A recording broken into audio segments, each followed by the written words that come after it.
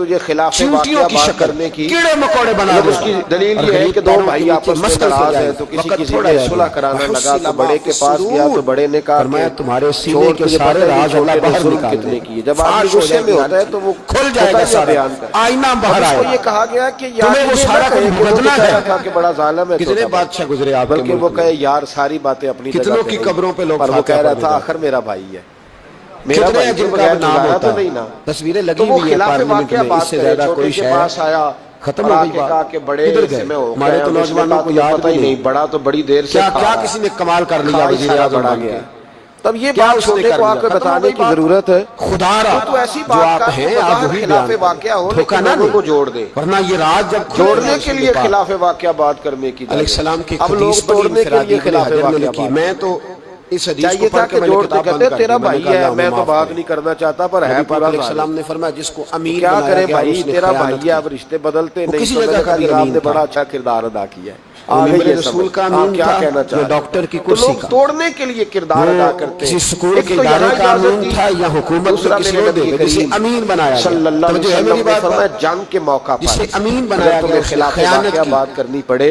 उसने जिस तो उसकी चीज की तुम्हें खयानत की जंगी होगी वो हिकमत चीज अमली के क़यामत के लिए दिन उसकी इजाजत है। गर्दन के तीसरा साथ लटकी फरमाया हुई कि है। अपनी बीवी को मुतमईन कर दे गर्दन के साथ महबूब फरमाने लगे एक शख्स अगर आएगा, किसी शख्स को उसकी खिलाफ गर्दन पर वाकया ऊंट बात बैठा करनी होगा। पड़े तो उसकी उसे किस बात की इजाजत है? और हदीस के लफ्ज ये हैं, हुजूर फरमाते हैं मुझसे फरियाद चले करेगा। मुस्कुराए ना आप, भाई यार सुना वैसे ही मेरी बता मदद दे। करे तो मैं उसे वो कहूंगा जरा मैंने तुझे संजीदा इस समझाया मसले नहीं को। था। इसमें हंसने की क्या जरूरत अब तेरे बारे में अल्लाह ये कोई फैसला हंसने वाली करेगा। बात थोड़ी है। फिर एक और शख्स इसमें आप आएगा तो ऐसे ही उसकी बता गर्दन दें, के साथ उसने चूंकि लेकिन घोड़े बीवी से चुराए खिलाफ थे वाकया उसकी बात गर्दन करें, के आप साथ कभी घोड़े उसको लटके मनाने हुए के लिए होंगे। कोई ऐसी बात घोड़े कर दे, लेकिन अल्लाह अगर झूठ का पलंदा वो उसके फरियाद सामने करे। भी